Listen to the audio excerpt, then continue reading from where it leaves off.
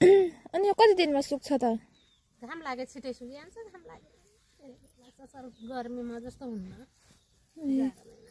तपाईँहरूको त नि यत्रो बन्छ अनि दाउराहरू चाहिँ हुँदैन र पाइन्छ काट्नु जानु पर्यो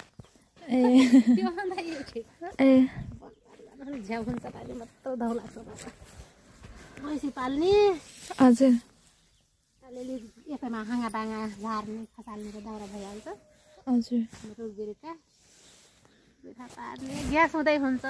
छिटो सरिटोको लागि ग्यास राखेको छ ग्यास पनि छ ए धेरै छ नानी पहिला जस्तो दुःख छैन के अहिले त वन पार्न गएन ए पनि दाङ सिजलटोल भन्छ हजुर ए दाङ हो घोराइ हो अब घोराइतिर चाहिँ बरु दाउरा पाइँदैन होला घोराइ हाम्रो पनि यो घोराइ नगरपालिका हो के हजुर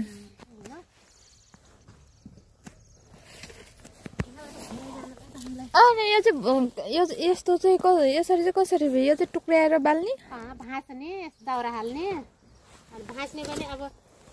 एउटा गुइठा दुईटा दाउरा हुने भने अब 2-3 जना परिवारलाई त भात पाइदिनु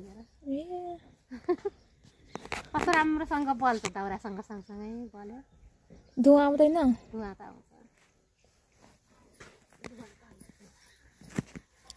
को हुनुहुन्छ घरमा मेरो बुढो विदेश हुनुहुन्छ एउटा छोरो छ एउटा छोरी छ छोरीको बिहा भइगएको छ छोराले 12मा पढ्छ घोराइ के अरे उसमा ज्ञानसिन्धुमा ल ल त्यति राम्रोसँग भन्नु कहाँ गयो हाम्रो साथीहरू